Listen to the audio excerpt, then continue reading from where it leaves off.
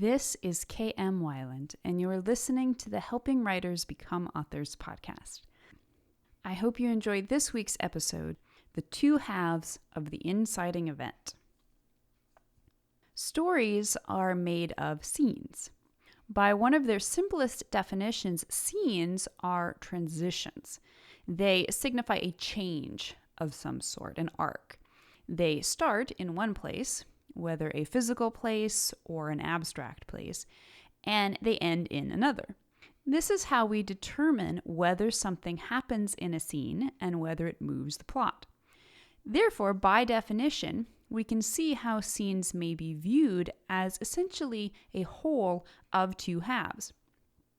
And this is nowhere more important or true than of the major structural moments. The major turning points of the plot are the scenes that must dynamically change the conditions of the story and the characters in it. If these structural scenes fail to change or move the plot, then the entire story's structure weakens and eventually crumbles. Today, I want to start a short, unofficial series that examines the two halves implicit in all of the major structural beats: the inciting event, the first plot point, the midpoint or second plot point, the third plot point, and the climactic moment. Now, it's interesting to note that the two pinch points, I don't really see them as offering the same intrinsic halves or doorway of the other major structural beats. Rather, they can be seen to function more as each other's halves, with the first pinch point in the first half of the story foreshadowing the payoff of the second pinch point in the second half of the story. Now, this series was inspired by the following reader question, which I received in an email from word player John White last year after my series on the inherent chiastic links between the structural beats in the first half of the story and the beats in the second half. He asked, if the key event and the first plot point are the two sides to plot point 1, are the dark night of the soul and the third plot point also two sides of that door? It seems like it. The most important thing to understand about the specific halves that make up the major structural beats is that they mimic the structure of any good scene by presenting an arc. This arc can be viewed through any number of structural theories, but perhaps the most useful for this discussion is simply that of acknowledging that a scene will begin with one emotional value, for example, hope, and end in another, for example, despair. Together, this is what the two halves of the structural beats naturally create. We can see this clearly in the inciting event, which we will be examining today. Classically, the inciting event begins with the call to adventure, which is usually viewed as having a positive or forward-moving value, which can be equated with the scene's structural goal. And it swings into the refusal of the call, which can be seen to have a negative value equated with the scene's structural disaster. Although not always as obvious as in the inciting event, all of the major structural beats can be broken down into similarly helpful guides for creating structurally solid scene arcs in all of these most important beats. We will discuss the others in the future posts. For now, the inciting event is the first major structural moment in a story. It occurs not at the very beginning of the story, as is sometimes confusingly thought. Rather, it is the major turning point in the middle of the first act, taking place approximately 12% of the way into the story. As already noted, the inciting event initiates the plot by directly inviting the protagonist's involvement in some way. A common question writers have about the inciting event is whether it can happen without the protagonist's knowledge. And the short answer is no. While the external plot events that will eventually impact the protagonist are likely already in play, the structural plot does not begin until the protagonist is impacted. The inciting event can be a big or small event. However, it is distinct from the subsequent first plot point in that it does not yet irretrievably involve the protagonist in the conflict. The inciting event is something that can be walked away from if the protagonist so chooses. However, the first plot point, when it comes around later, around the 25% mark, is a doorway of no return. Now, for reference, here is a quick overview of all the major structural beats and their recommended timing. The first act comprises the first quarter of the story. It begins with the hook and is followed by the inciting event around the 12% mark and the first plot point around the 25% mark. The second act takes place over the next half of the story. The first pinch point takes place at the 37% mark, the midpoint or second plot point around the 50% mark, the second pinch point around the 62% mark, and the third plot point around the 75% mark. And the third act closes out the final quarter of the story and includes the climax around the 88% mark and the resolution at the end. We often talk about the major structural beats as major turning points. These structural beats are where things happen. Of course, things are always happening in a story, or should be. Every scene should advance the plot. But the major structural beats are where things get real for the characters. The inciting event, halfway through the first act at the 12% mark, is the first of these major turning points. Prior to this, the character's normal world will already have been established, along with the foundational problems and mindsets that create the need for something to change, either in the protagonist or in the supporting world. Either directly by the protagonist's own doing, or as the result of external influences, these circumstances reach a crossroads. The protagonist is given at least something of a choice. Which road to take? Will the character advance according to the options life is providing, or try to remain passive and unchanging? Either way, the character must confront the first half of the inciting event, the call to adventure. This phrase is explicitly a reference to the hero's journey as codified by Joseph Campbell in The Hero with 1,000 Faces. As we've discussed recently in this series on archetypal character arcs, there are many different types of journeys, and not all of them are as explicitly adventurous as the hero arc. What is important in this beat is not so much that the protagonist is called to an adventure or a quest, but that he or she is called to something.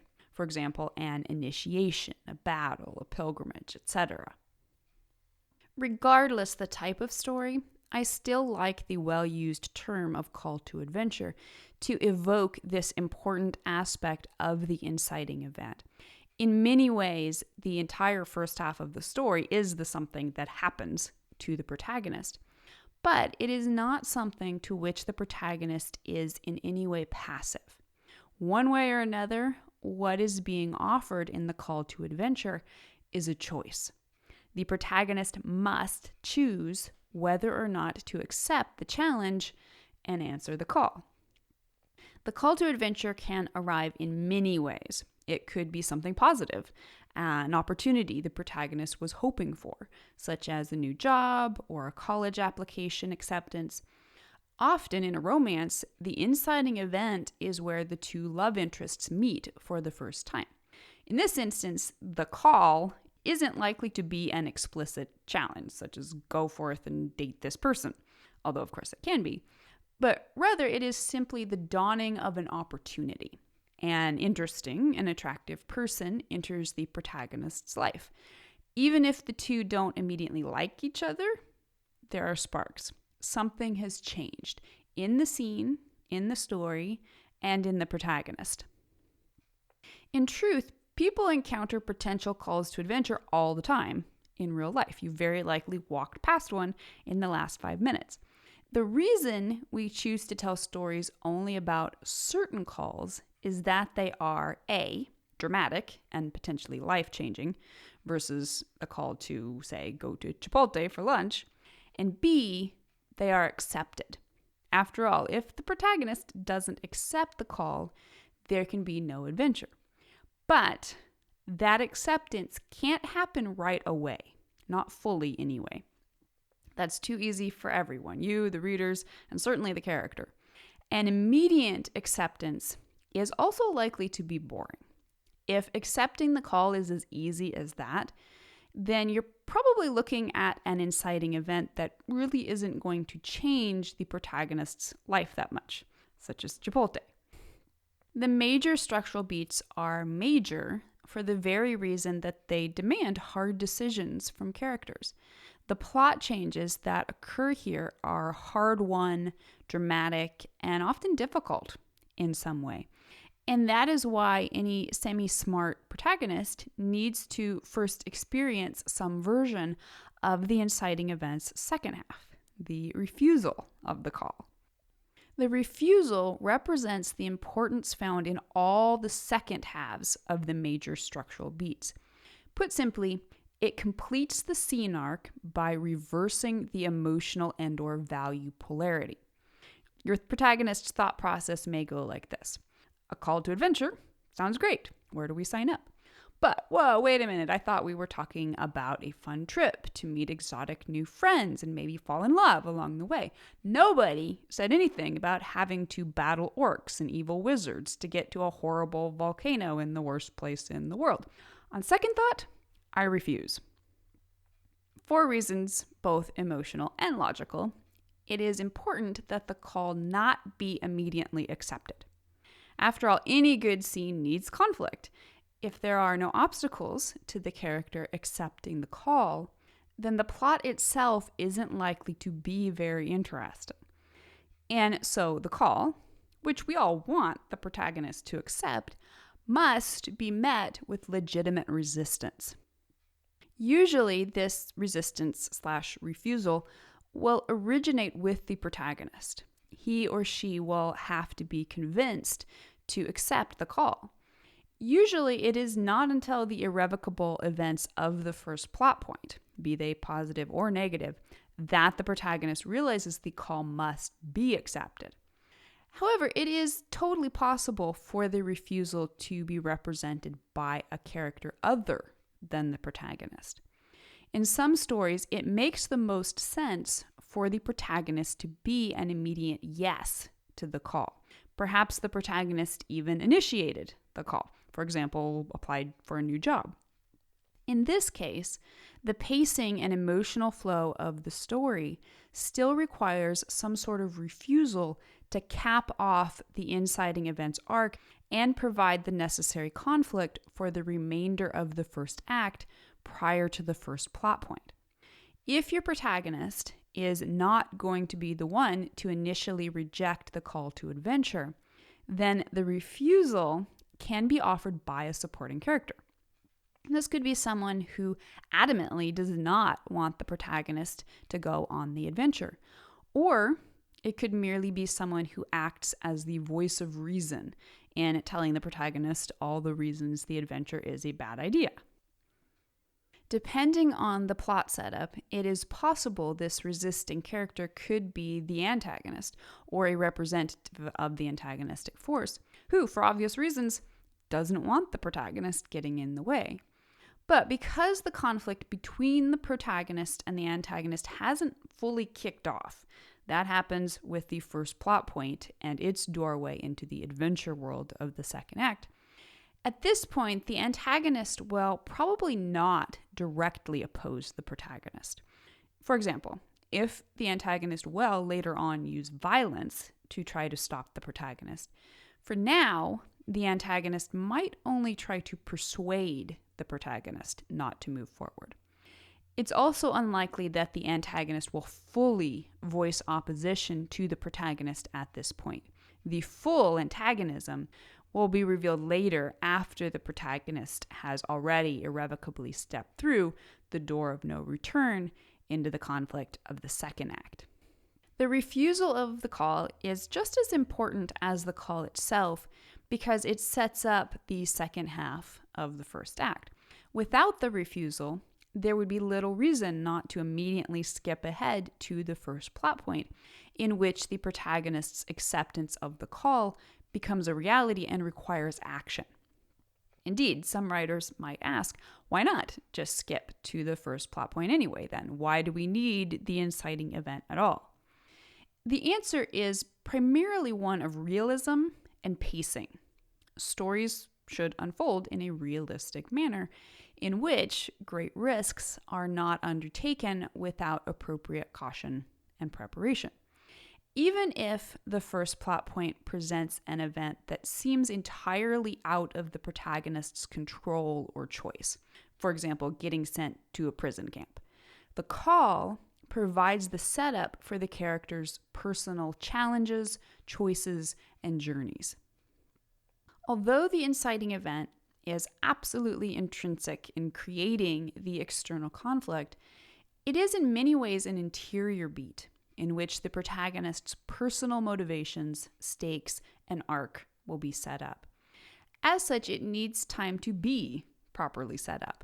And in many ways, the entire first act is about setting up the inciting event and then building upon it to reach the first plot point.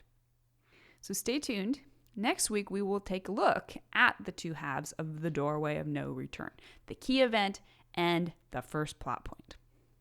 And in the meantime, I hope you'll stop by the site and tell me your opinion. Can you identify both halves of the inciting event in your story? If you'd like to be part of the word player community over on my site and join in the conversation on this subject, be sure to stop by the website at helpingwritersbecomeauthors.com. You can always find a transcript of the most recent podcast and add your voice to the discussion by visiting the first post on the site's homepage. And don't forget that if you're looking for an older post, you can always find those by putting the podcast title in the search field at the top of the right-hand column. If you enjoyed this podcast, you can subscribe on Apple Podcast, Spotify, and Amazon Music, or whatever your favorite podcast platform may be. And if you'd like to do something to support helping writers become authors, it always means a ton if you're able to leave just a quick rating or review on your site of choice. Also, many thanks to those who support my work on Patreon. Your patronage helps make helping writers become authors, and its many resources available to writers everywhere. If you're interested in becoming a patron, you can find out more at patreon.com/KMWeiland. Thank you so much for listening to the Helping Writers Become Authors podcast, and be sure to check back again next week.